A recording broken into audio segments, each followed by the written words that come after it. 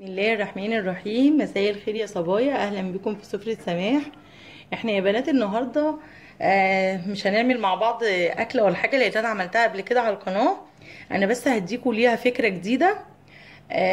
بصوا، احنا كلنا لما بنعمل محشي الكرنب بنتعب فيه وبنرصه في الحله وبنسويه، وبالذات لما بيكون عندنا ضيوف نيجي نغرفه في الطبقان الشكل ما بيبقاش قد كده.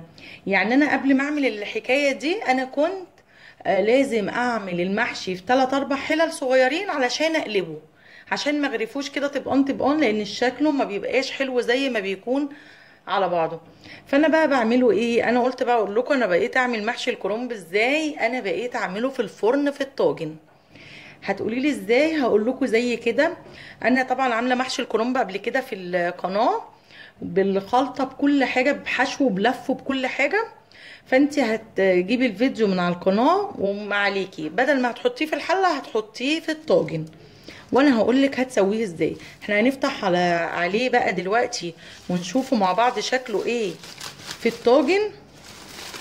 طبعا يا بنات انا بقيت احط ورقه زبده قبل ورق الالومنيا، عشان خاطر يعني في ناس خوفونا وقالوا غلط وكده، فانا يعني ايه للضمان. بصوا يا بنات، بسم الله ما شاء الله، بسم الله الرحمن الرحيم. يعني بصوا حاجه،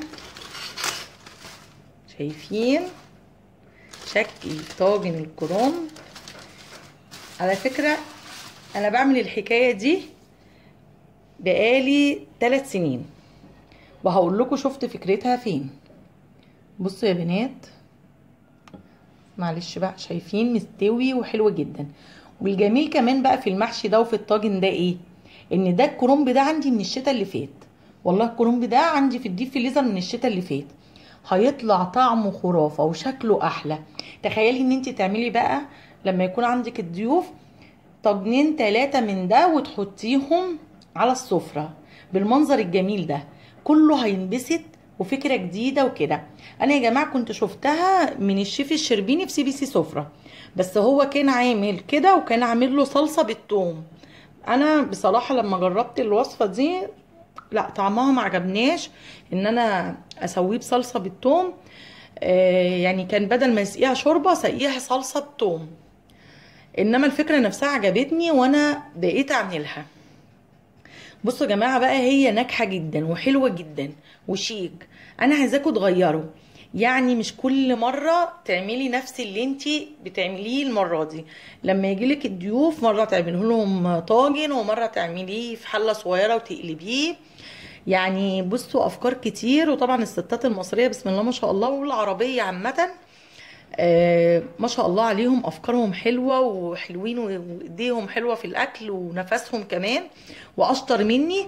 انا بس قلت لكم الفكره اللي انا بعمل بيها طاجن محشي الكرنب علشان خاطر يعني لو حد حابب يجدد ويغير كده ويعمل المحشي في طاجن وفي الفرن. انا بقى سويته ازاي؟ انا حطيت الميه عادي، الشوربه عادي خالص زي ما بنحط الشوربه لاي محشي، طبعا يا دوبك زي الرز بالظبط، بنغطيه بس بيها. وكمان يا بنات حطيته على ارضيه الفرن، ده ما يتحطش على الشبكه، والشوايه تبقى والعه والفرن يبقى والع على اعلى حاجه. وبعد شويه زي ما بنعمله على النار من فوق بالظبط، بعد شويه كده حوالي تلت ساعة على الفرن على الأرضية، وطي خالص الفرن بقى، بس سيب الشواية زي ما هي، ما توطيش الشواية، وطي أرضية الفرن بس. بصوا والله مستوي تحفة وجميل ازاي.